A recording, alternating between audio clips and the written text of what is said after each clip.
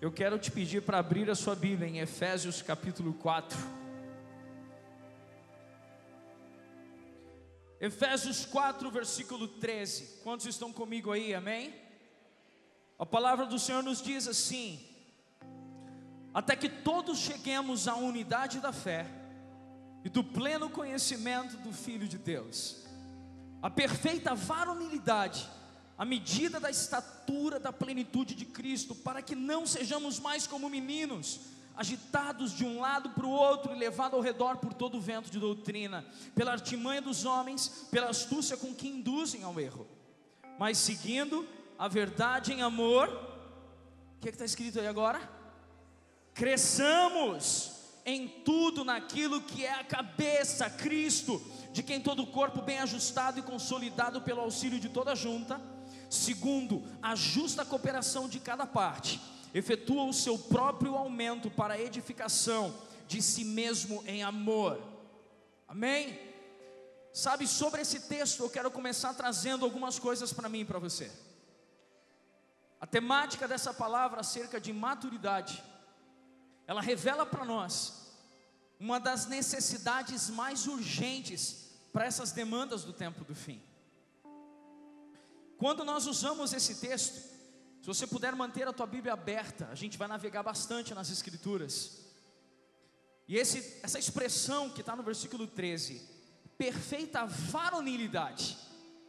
Quando você pega essa expressão, perfeito, peraí, a palavra, o Paulo está dizendo que nós devemos chegar à unidade da fé, no pleno conhecimento. Deixa eu te dizer uma coisa: para eu me tornar perfeito, eu preciso primeiramente de pleno o quê? Conhecimento. Se você for buscar essa expressão no original, no grego, a palavra conhecimento aqui vem do grego epignosis. E a palavra epignosis quer dizer um conhecimento preciso, um conhecimento exato acerca de alguém. Então, quando Paulo está dizendo aqui, para que todos vocês possam ter pleno conhecimento, Paulo estava dizendo: você não deve esperar crescer se você não tem um conhecimento preciso de em que você precisa se tornar. Os irmãos entenderam? Eu consegui me expressar bem aqui ou não? Se nós queremos ser perfeitos, nós precisamos ter um conhecimento preciso, exato, de no que estamos nos tornando. Existe um livro, comecei a ler esse livro essa semana, o livro de A.W. Tozer, O Conhecimento do Santo. Esse livro foi impactante já no primeiro capítulo, na verdade no prefácio para mim já foi impactante. Por quê? Porque ele denuncia algo na década de 50, dizendo assim: vocês estão adorando uma caricatura de quem vocês acham que Jesus é, por isso vocês não estão se tornando semelhante a Ele. Porque para eu me tornar semelhante a Jesus, eu preciso de epignosis, um conhecimento preciso e exato acerca de quem Ele é.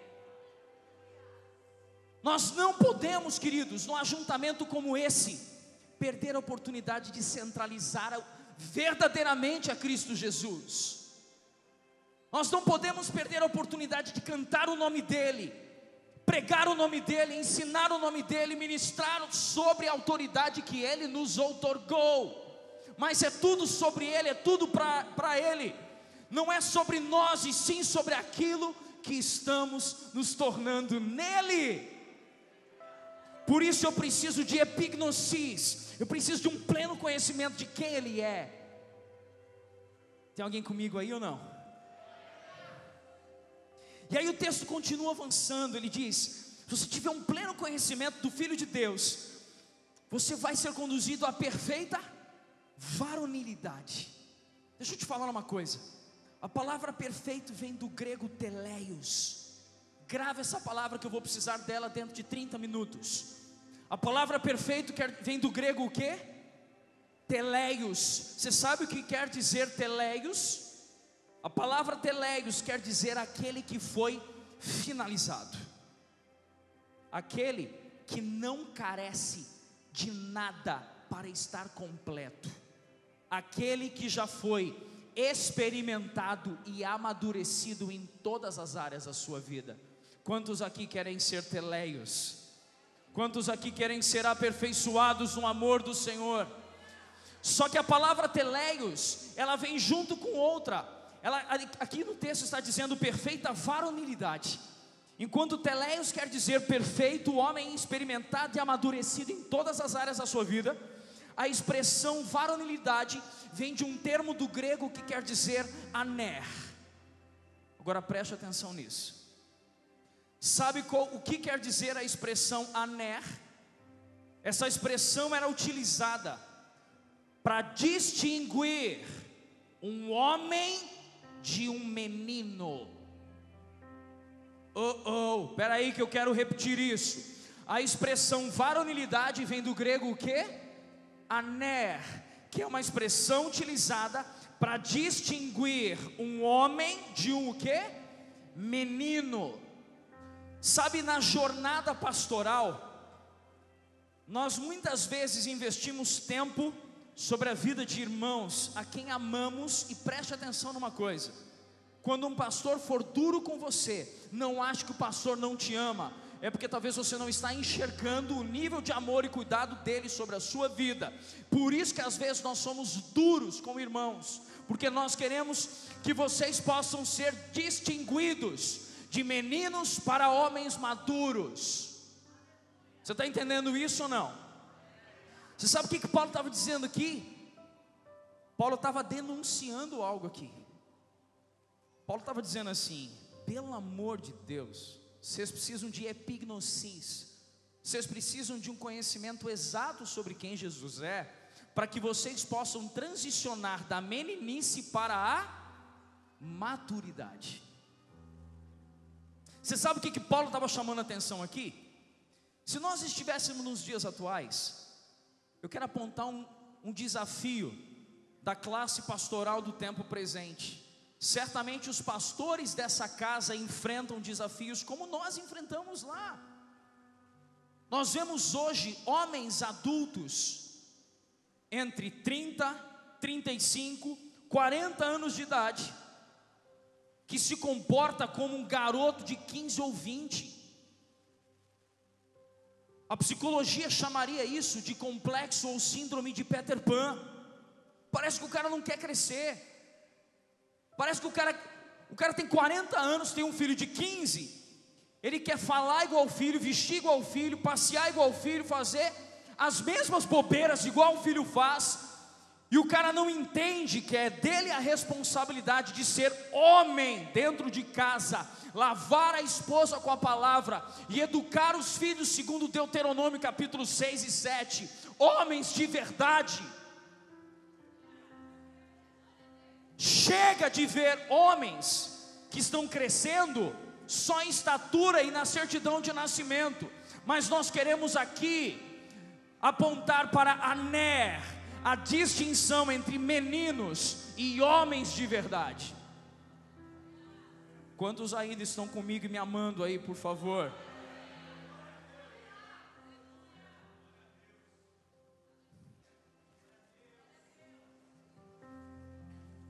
Eu quero trazer então agora alguns elementos para que nós possamos crescer em maturidade.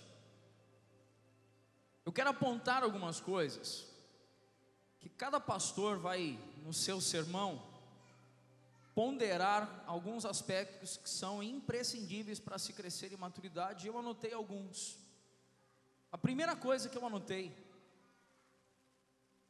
essa palavra está pronta há 30 dias, tudo bem?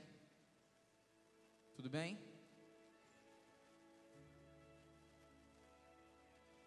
A primeira coisa que você precisa saber para crescer em maturidade, você precisa saber quem você é em Deus. Primeiro ponto, se você estiver anotando, se você estiver registrando, primeira coisa para crescer em maturidade, eu preciso saber quem eu sou em Deus. Agora eu quero que você olhe para cá e preste atenção. Lugar de réplica é na 25 de março. Não seja você uma réplica de ninguém. Seja você a melhor versão de si mesmo.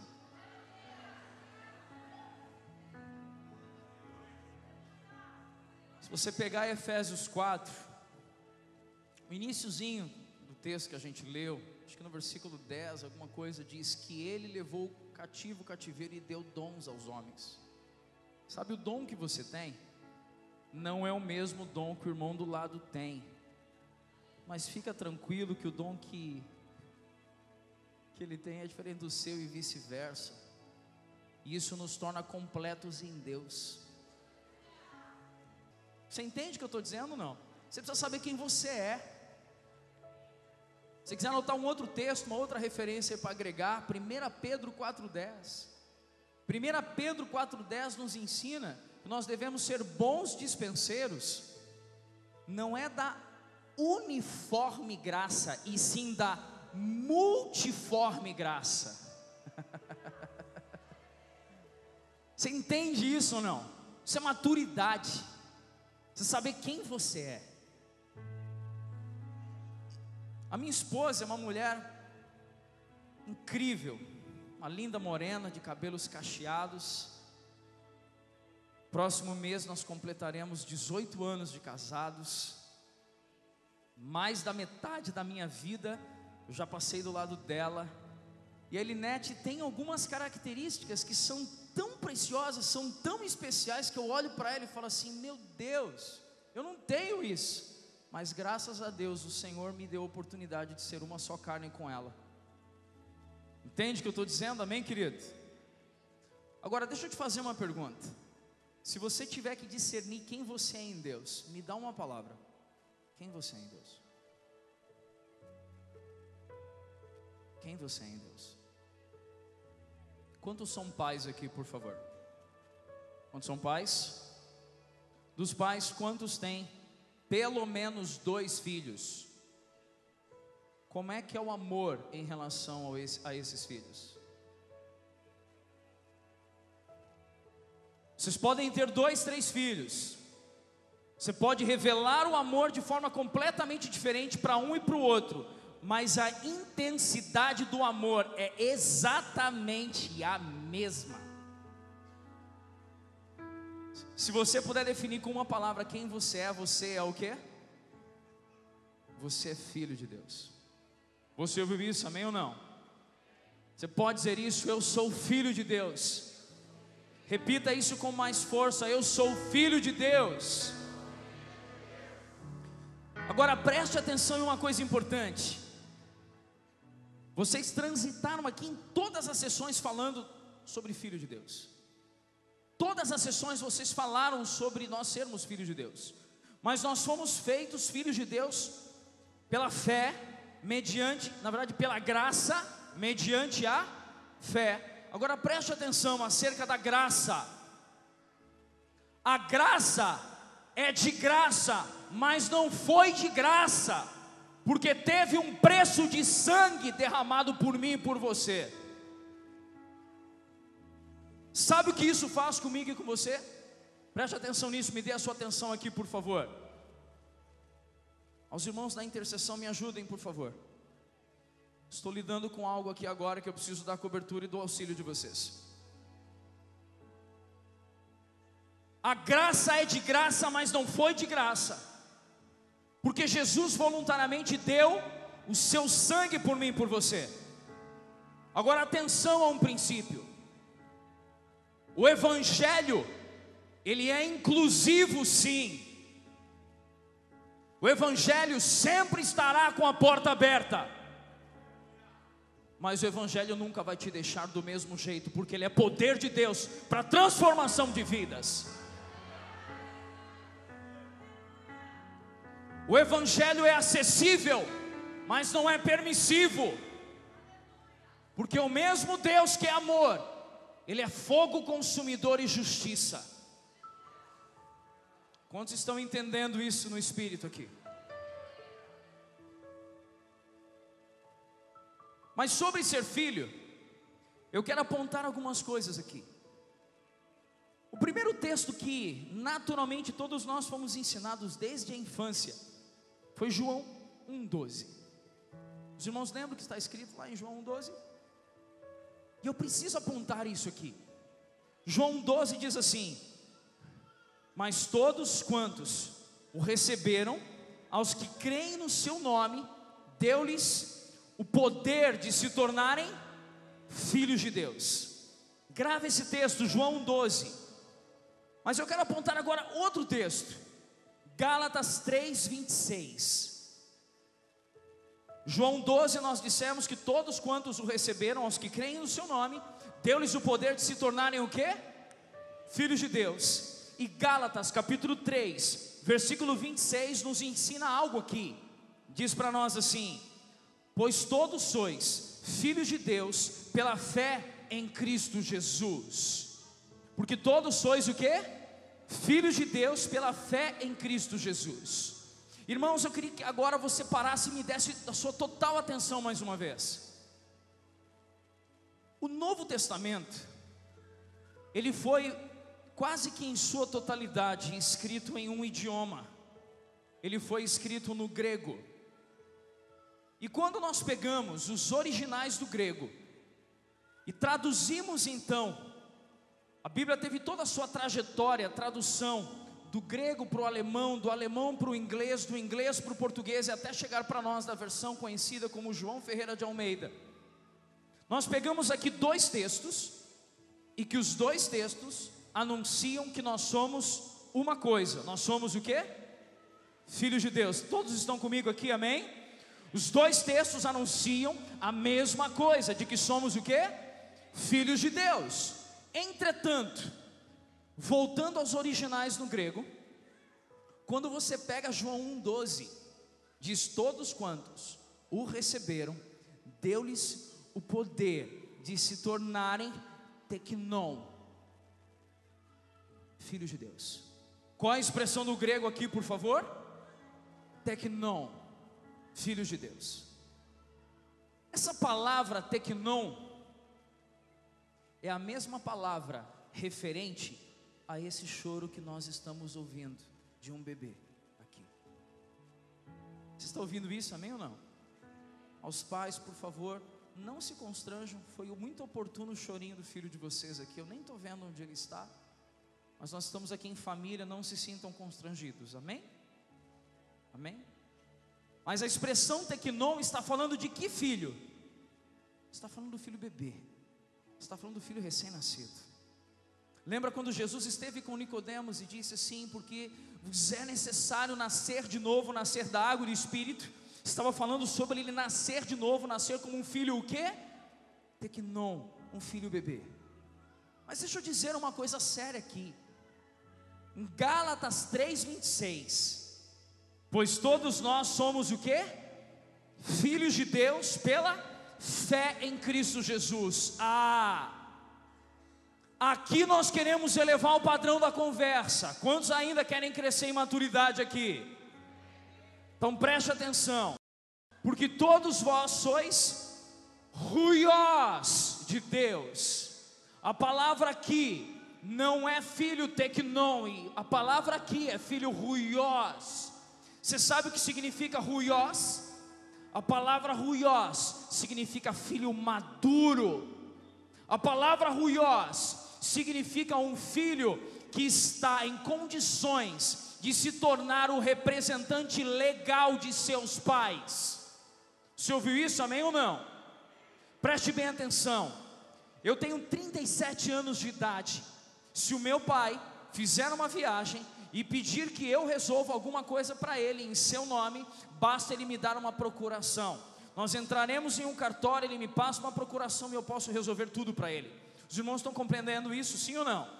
Mas isso por quê? Porque as minhas faculdades mentais, aos 37 anos de idade, me conferem condições psicológicas, sociais e emocionais de me posicionar em favor e defesa daquilo que os meus pais acreditam. Agora eu, aos 37 anos de idade, estou aqui em Cubatão servindo a essa linda e amada igreja, mas eu jamais deixaria uma procuração em nome do meu filho. Por que eu não deixaria uma procuração em nome dos meus filhos? Porque tanto Daniel quanto Samuel, a minha linda dupla sertaneja, eles não têm maturidade e estrutura para representar todos os meus interesses na cidade que nós moramos em meu nome. Uau! Faz sentido o que eu estou dizendo ou não? Sabe o que isso quer dizer, querido? Que de Tequinon a Ruiós tem um processo.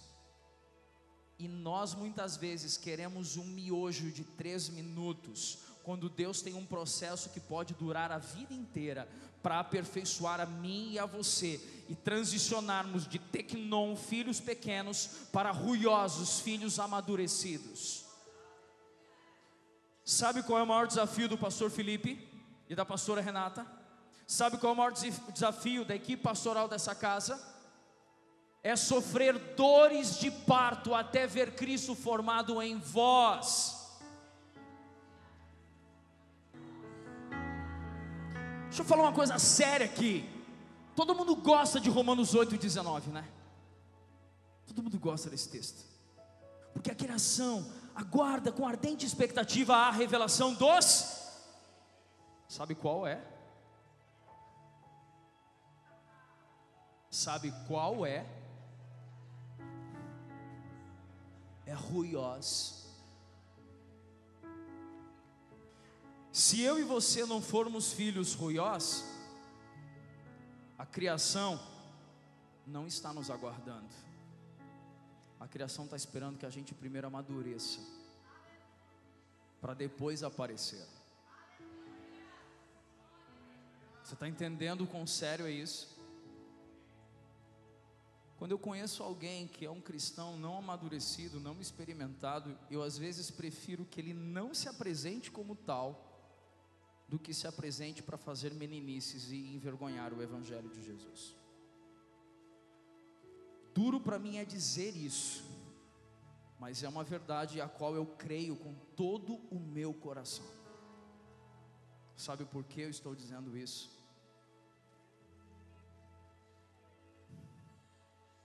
Porque eu passei quase 10 anos voltando a lugares para restituir irmãos os quais eu tinha defraudado por causa da minha imaturidade. Por isso está diante de vocês alguém aqui que tem autoridade para dizer sobre os prejuízos que nós causamos por querer nos revelar como ruiós, sendo ainda Tequinon. Eu digo isso com profundo temor em meu coração. Eu servi inúmeros irmãos, inúmeras igrejas, onde eu achava que eu era amadurecido, e me deparei com uma profunda imaturidade em meu coração. Sabe quando que eu descobria que havia imaturidade no meu coração? Quando alguém estava pregando e Deus se movia de forma mais expressiva, e aí no meu coração se gerava uma certa indagação de por que eu não conseguia me mover daquele jeito. Mas espera aí, eu sou esse cara aqui, eu sou desse jeito, eu sou assim. Esse é o Felipe no reino de Deus. Quantos ainda estão comigo aí, por favor? Só que eu não terminei Gálatas 3:26. Diz que todos nós sois filhos de Deus, pois todos sois filhos de Deus pela fé. Você sabe qual é a origem dessa expressão fé? A fé vem do grego pistis. E essa expressão pistis, eu vou te dar uma equação matemática. Calma que não é uma equação de 2º grau, fique tranquilo, tudo bem? Mas se você quiser anotar, essa fé pistis, ela é a soma de 3 coisas.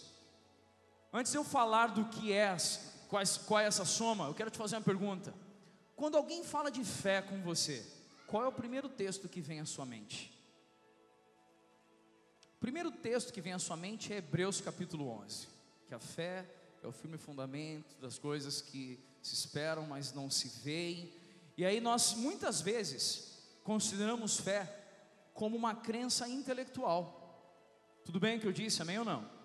Deixa eu trazer uma coisa séria, que quando nós aprofundamos nas escrituras, eleva o nível do nosso cristianismo. Você ouviu isso ou não?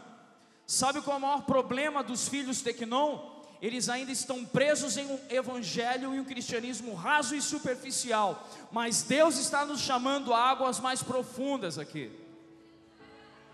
E fé pistis, a equação matemática é, primeiro, crença intelectual, mais fidelidade, mais lealdade. Então peraí, porque todos vós sois o quê? Ruiós, filhos de Deus, mediante a crença intelectual, mais fidelidade, mais lealdade. Sabe o que isso quer dizer? Que um filho só se torna amadurecido, ruiós, quando ele se compromete com a verdade integral do Evangelho, e não apenas com os recortes que ele aprecia, gosta e acha que é o bastante para ele viver. Quantos estão ouvindo isso aqui, amém? A Bíblia é por completo, irmão, não é self-service aqui, ou é o Evangelho integral, ou virou seita. Você está entendendo isso ou não? Os teólogos de plantão aí, qual é a mãe de todas as seitas? É a Bíblia. Sabe por quê? Porque homens sem espírito de sabedoria e revelação, e sem o compromisso com a totalidade das Escrituras, fizeram recortes para o seu bel prazer, para credenciar pecados que eles não conseguem vencer, e aí criam verdades parciais do Evangelho. Mas nós somos aqueles que queremos a verdade integral do Evangelho de Jesus. Quantos ainda estão comigo aí?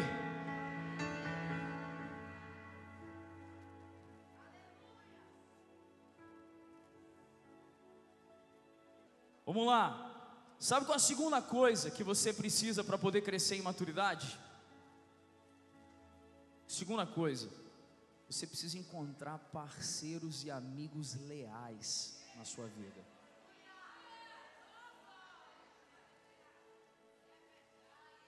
Você precisa encontrar parceiros e amigos leais na caminhada.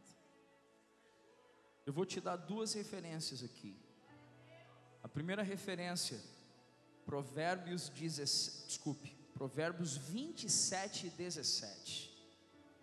Provérbios 27, 17 diz assim: como ferro com ferro se afia, assim o homem ao seu amigo. Você ouviu isso, amém ou não? Sabe a importância de você encontrar parceiros leais? A gente estava à mesa hoje, tendo um tempo de qualidade, de comunhão. Estava compartilhando sobre como eu decidi, e como alguns outros irmãos que caminhamos juntos decidimos dar voz a outros irmãos no nosso coração. Eu preciso parar agora, eu preciso que você me dê mais uma vez a sua total e absoluta atenção, porque talvez aqui seja um ponto que a igreja mais tem negligenciado no tempo presente. Eu queria fazer uma pergunta, essa pergunta tem que ter um eco no seu coração. Quem tem voz no seu coração? Quem pode falar na sua vida? Quem pode denunciar e apontar desvios no seu comportamento e no seu caráter? Ou você é tão espiritual que você tem um chamado e ninguém pode falar com você, porque só Deus fala com você? Deixa eu falar uma coisa séria com você. No meu coração, eu amo cuidar de gente, eu amo cuidar de pessoas. Mas às vezes a gente vai aconselhar algum irmão, que a gente olha e a gente está vendo que está tudo errado. Aí o irmão diz assim: mas Deus falou comigo. Quando ele faz isso, ele pôs um ponto final na conversa. Só que ele está esquecendo de uma coisa. Ele está esquecendo que segundo o capítulo 8, versículo 11 de Romanos, o Espírito que ressuscitou a Cristo dentre os mortos está em mim, e há um encargo sobre mim para pastorear a vida dele, e que existe um princípio de autoridade, que toda autoridade é estipulada e estabelecida por Deus, que ao Senhor compete levantar reis e abater reis. ele esquece que ele não tem toda a revelação, porque ele não recebeu todos os dons. Ele esquece que a Bíblia explica a Bíblia, e que na multidão de conselhos há sabedoria. Então quando ele diz, Deus falou comigo, ele perdeu a oportunidade de talvez ouvir a voz de Deus por meio de um conselho amoroso, de um conselheiro mais experimentado no Senhor. E isso, por favor, agora, para nós pastores também. Quem fala na sua vida? Quem tem voz no seu coração? Nós somos uma equipe pastoral na nossa comunidade, e a gente costuma brincar que entre nós é faca na bota, porque se um der uma escorregada, a gente vai falar, e não adianta dar piti, porque nós queremos crescer juntos. Porque não é sobre a minha credibilidade perante a igreja, é sobre a noiva dele, de quem estamos cuidando. E eu não posso cuidar da noiva dele com as minhas ferramentas, tem que ser com as ferramentas dele. Quantos estão comigo aí, por favor? E aí tem uma coisa que eu preciso pôr muito em evidência aqui. Se você quer crescer em maturidade, na verdade, para você ter um termômetro, se você está crescendo em maturidade, avalie como foi a sua reação a última vez que alguém chamou a sua atenção. Se você esperneou, eu arrisco dizer que tem mais uma milhazinha para andar. Isso está chegando para o seu coração ou não? Agora a terceira coisa para caminharmos para o fim. 1 Pedro capítulo 2, versos 1 a 3. Vamos lá. Olha o que está dizendo esse texto. A epístola de Pedro está dizendo assim: deixando, pois, toda malícia, todo engano, e fingimentos e invejas, e toda maledicência, desejai, como meninos recém-nascidos, o puro leite espiritual, a fim de por ele crescerdes para a salvação, se é que já provastes que o Senhor é bom. Volta para mim na expressão ali, puro leite, por favor.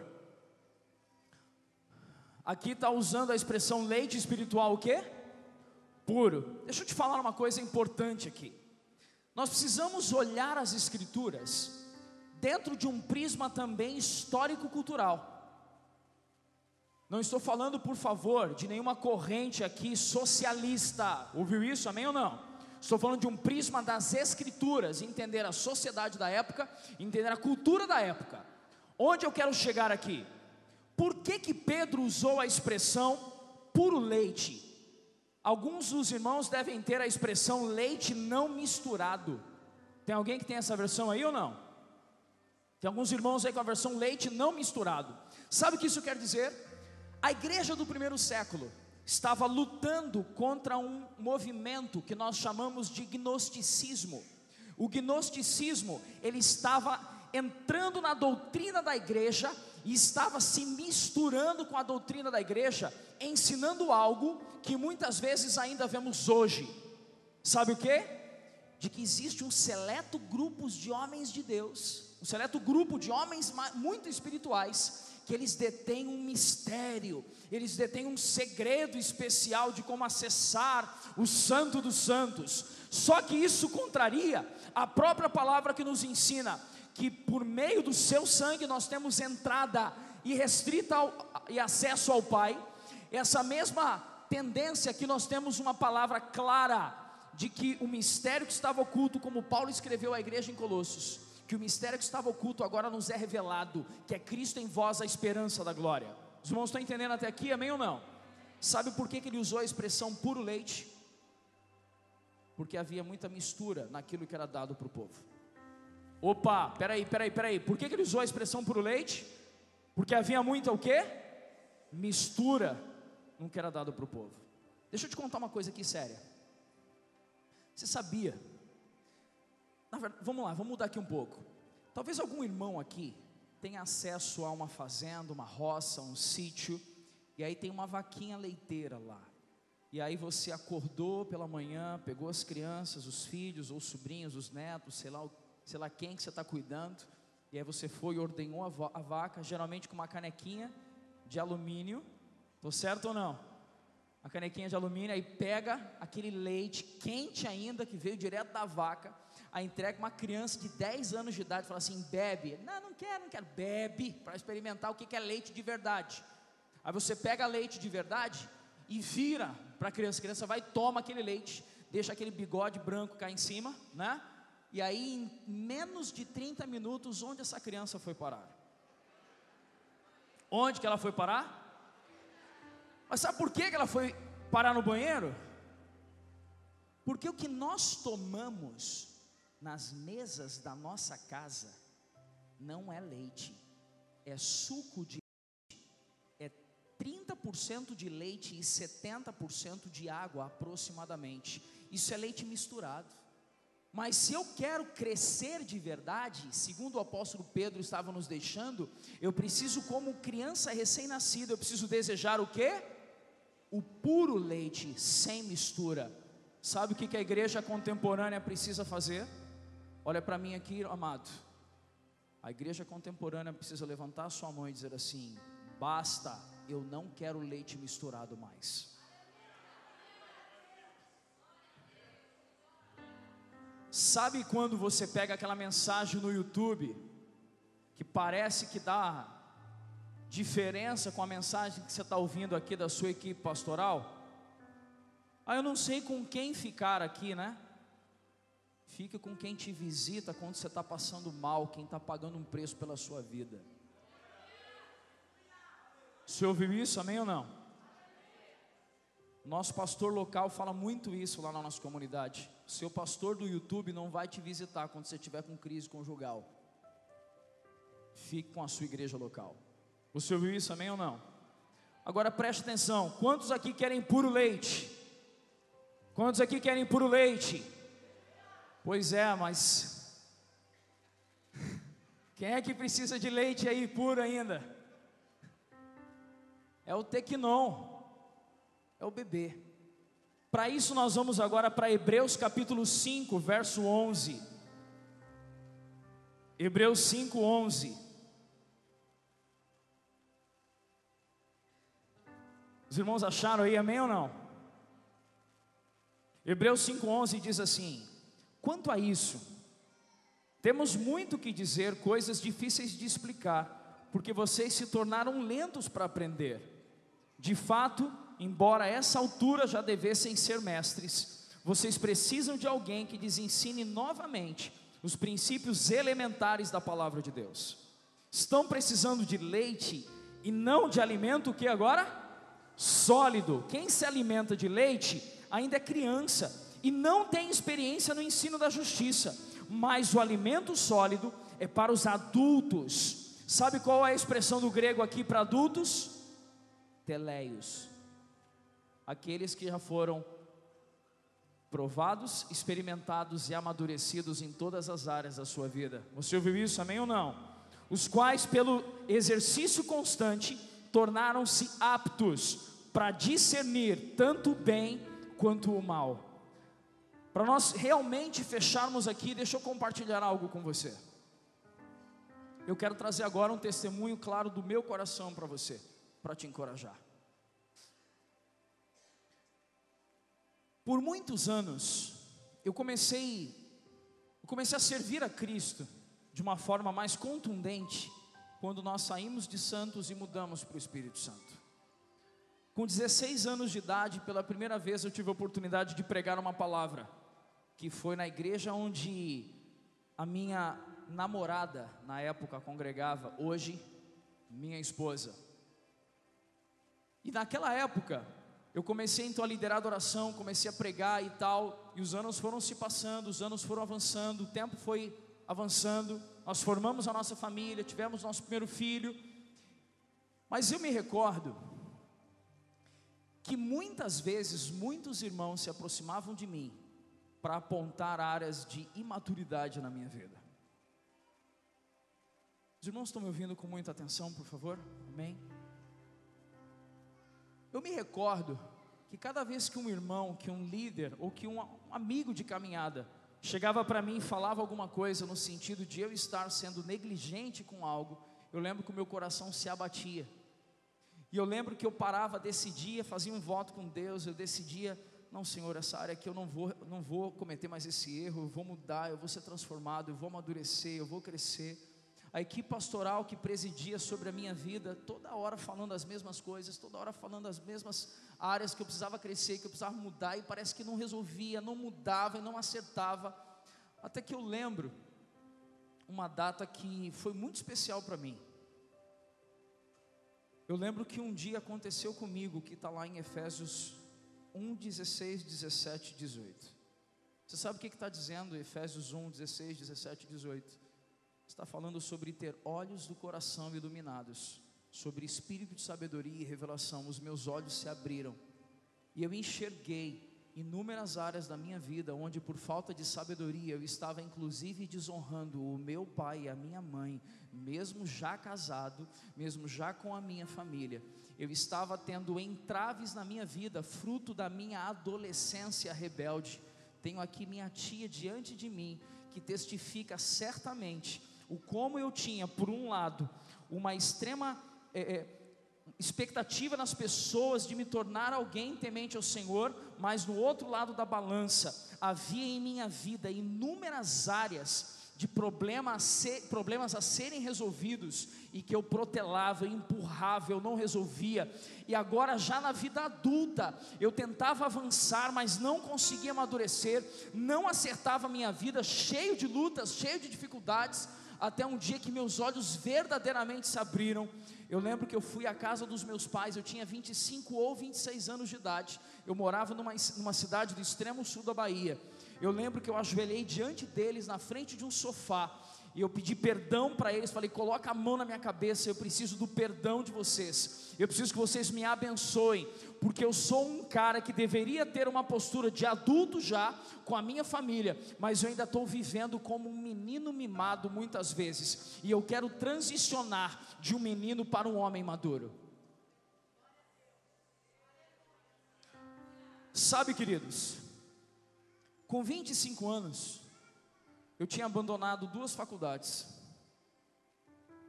Com 25 anos eu tinha abandonado o curso de inglês, abandonado o curso de teologia, tudo que eu começava eu não concluía. Alguns irmãos que estavam aqui há 3 anos atrás lembram que eu compartilhei acerca disso. Mas eu lembro que aquele dia que eles puseram a mão na minha cabeça,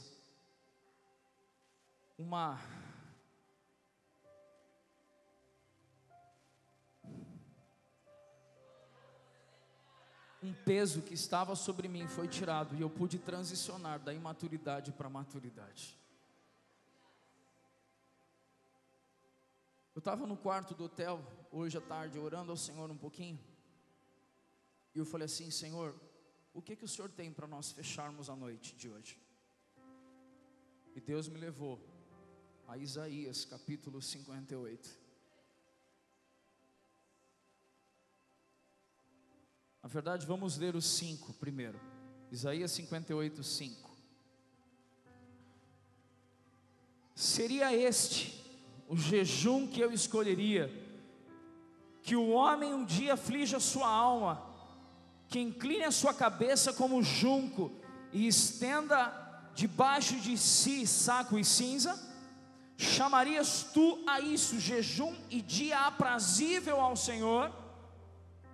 Versículo 6: porventura não é este o jejum que escolhi, que soltes as ataduras da impiedade, que desfaças as ataduras do jugo, e que deixes livres os oprimidos, e despedaces o jugo?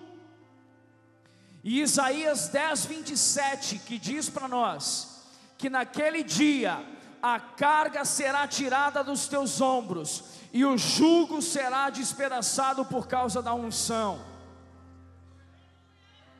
Sabe sobre o que nós queremos orar aqui agora?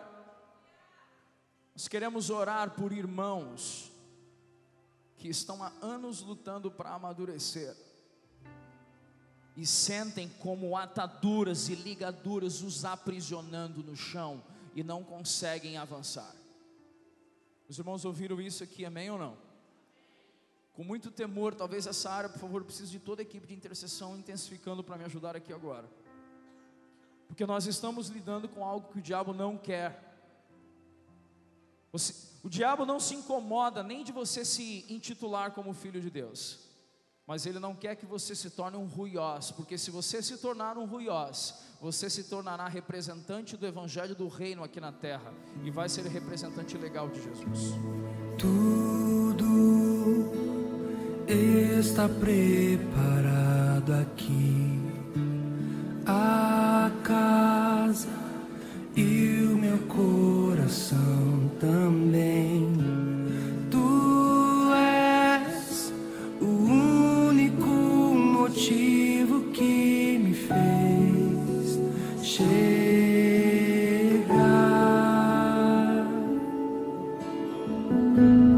Os filhos já estão chegando aqui. Agora somos 2 ou 3 ou mais. Encontre meu coração disposto a queimar por ti. Todos os versos e canções que eu conseguir cantar, todas as vezes quebrantado, só quero te falar que teu é o reino e a glória para sempre. Teu é o domínio e o poder. Amém, amém. Teu é o reino e a glória para sempre.